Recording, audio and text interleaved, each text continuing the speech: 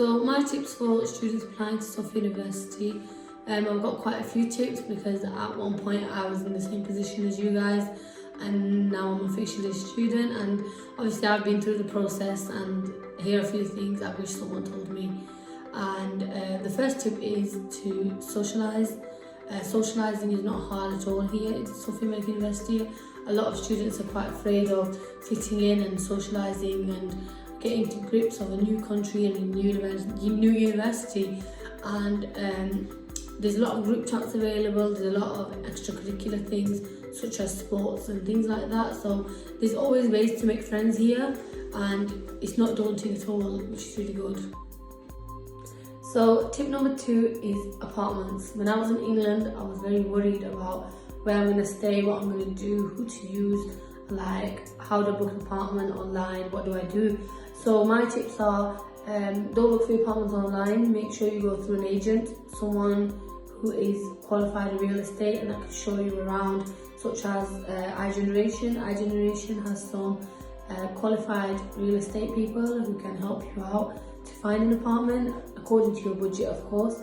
And that's how I found my apartment, which was really comforting. So that was really good. And I know a few people who have tried to look for apartments online, which I initially did, and they got scammed for their deposit and then they got blocked off social media and stuff. So that was really scary, but iGeneration honestly made me feel so comfortable in regards to apartments whilst I was in England.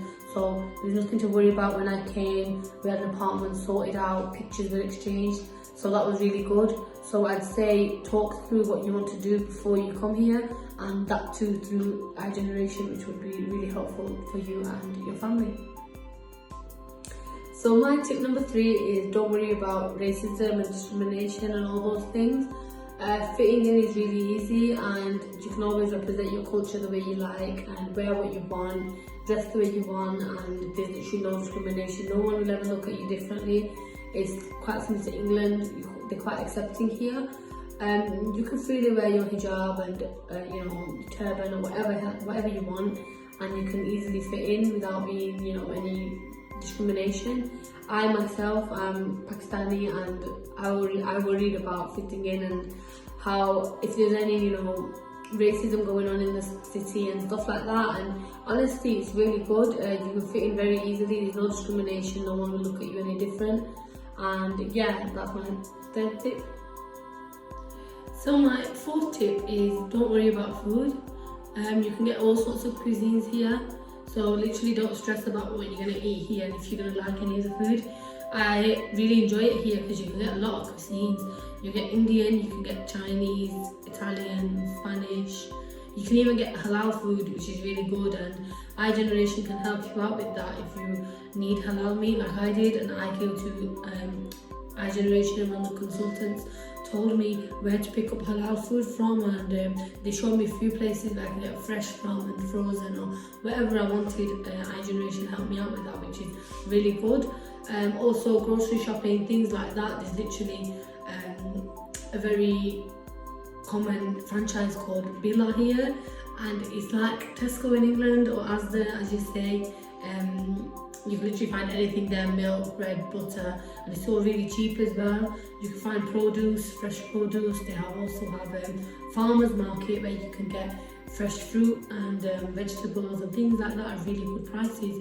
So that's really convenient, and it's really not hard to find food out here because there's always other students and other people around you that can help you out, as well as iGeneration. So finding food is not an issue for me. So yeah, that's been really good. So my 5th tip is sightseeing and going out. A lot of students think, oh, what is there to do in Sofia and Bulgaria? What is there to do?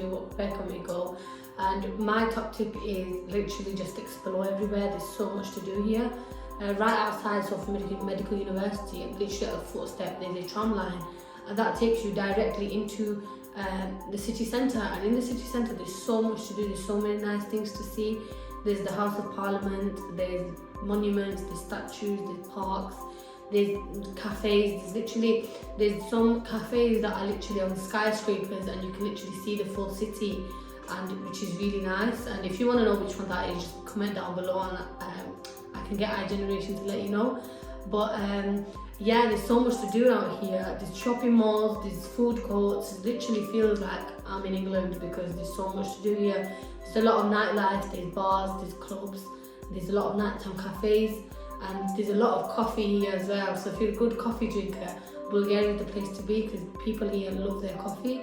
So I think fitting in with the culture and everything is really not hard. There's so much to do, and transport is literally only 70p. You can get a taxi for like £2-3, which would be like double, triple the price in England. So it's really good out here. There's always something to do and something to see. So yeah.